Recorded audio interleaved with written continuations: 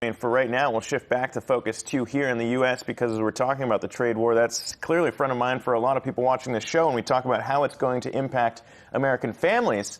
And if you ask President Trump, he thinks the economy is still booming despite this week's inverted yield curve and weak economic data from across the globe.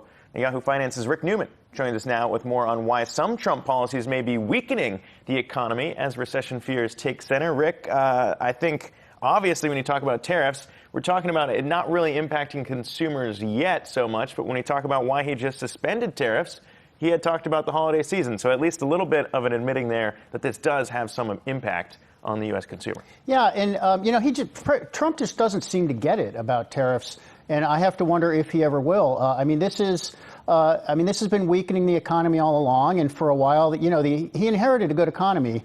And for a while, the economy was strong enough to withstand tariffs, and he seemed to take that as a green light to just intensify that he could get away with this. And we're seeing increasing signs. We're seeing the market reaction to the tariffs. And it's not just the tariffs that we know about. It's the possibility that this just escalates further and nobody knows where it ends. I mean, clearly, it's the darkest cloud over markets right now. And Trump is looking around as if this must all be coming from someplace else. It's not coming from someplace else. It's coming from him. So if we do end up with a recession on his watch, it's his fault. Yeah, I know when we look at the cost to U.S. households, because as we kind of talked about just here a moment ago, the U.S. consumer holding up pretty well, so you can't really point to that. But a new J.P. Morgan report points out that the actual cost to U.S. households are expected to rise from $600 per year to $1,000 per year after President Trump's new additional 10% tariffs on Chinese imports hits come September. Some products on that list that we just highlighted a little bit ago, those technology products, are actually going to be delayed until December. But still, I mean, that's a big increase when you talk about jumping from $600 to $1,000. Yeah, and those numbers are perplexing. And by the way, other studies have found similar numbers. But the sort of gap in understanding here is that there aren't a lot of people who can see the $600 showing up in, a bill that arrives in the mail or something like that. We're mainly talking about higher prices in products where the componentry has been subject to new tariffs. So there have been cost increases in the production of things that get passed along to consumers. Even so, we're still not seeing that show up in inflation. So, and I think the reason is we have other things pushing inflation down. While this is kind of while tariffs are inflationary, they do push costs up. And then economists, call this account for this other thing they call deadweight loss, which is just economic activity that doesn't happen. I mean, the one way I think of understanding this is GM and Ford have said that higher prices for steel and aluminum are going to cost them about an extra $1 billion each per year in added costs. So that $1 billion comes from somewhere. It could be people they don't hire. It could be other things they don't spend money on and other jobs that don't get created. And it could be modest price increases, even if it's just a couple of percentage points on a vehicle. Right, and earlier this afternoon, we got reports from multiple news outlets talking about Trump having held conversations with some of the biggest bank CEOs amid this plunge in the Dow that we saw midweek. And one of the things they reportedly talked about was that this trade war was actually hampering the U.S. consumer and that the economy would be even better if we didn't have this. Do you think these kinds of things are going to make any impact on policy going forward with Trump? Doesn't have to call bank CEOs to learn these things. I mean, we've been talking about this for almost a year. I mean, it's showing up in earnings reports. It's showing up in conference calls. Every mainstream economist basically tells you this is a net loss to the U.S. economy. The only economist who doesn't seem to think that is the one in the White House who Trump is listening to. That's Peter Navarro, who you mentioned before. The ultimate arbiter here, we all know, is the stock market for Trump. I mean, this is the thing that he pays a lot of attention to and does seem to change his thinking.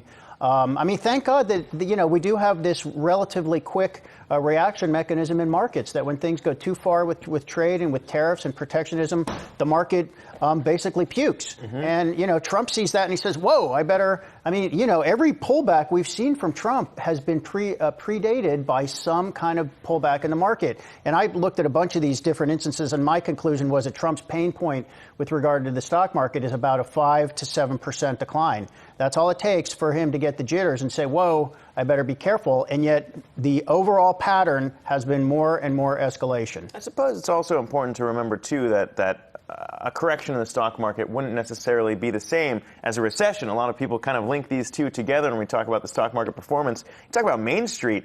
The bottom half of this country only amounts for less than 1% of all stocks held. So you do got to wonder how a stock market correction might play in here different than if we do start to see signs of recession, because a lot of people aren't really exposed to the stock market. Yeah, and don't forget, this is a negotiation. So no one's had the courage to take on China before. And so we're Americans, and we have courage.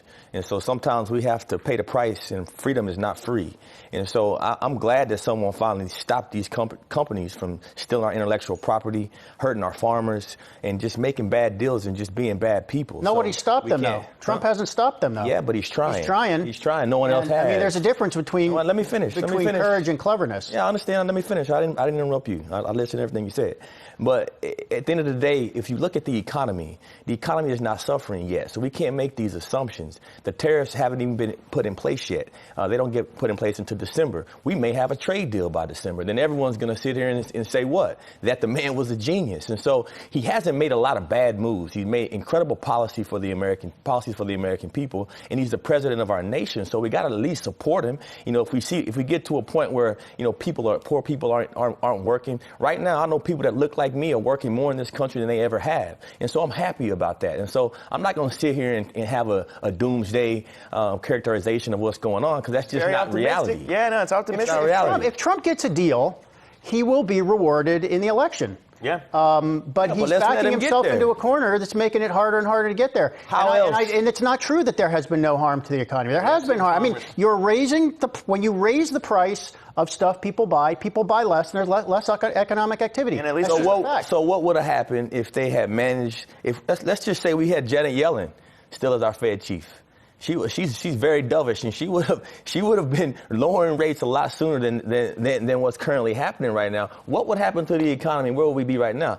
All around the world, we have negative interest rates. People put money in bonds in Germany and all these great nations, and they pay for people to hold their money. And so we got to keep it 100, keep it real in America. This is what's going on around the world. This place is not that bad. Don't listen to the doomsday liberals. Keep trying to come up.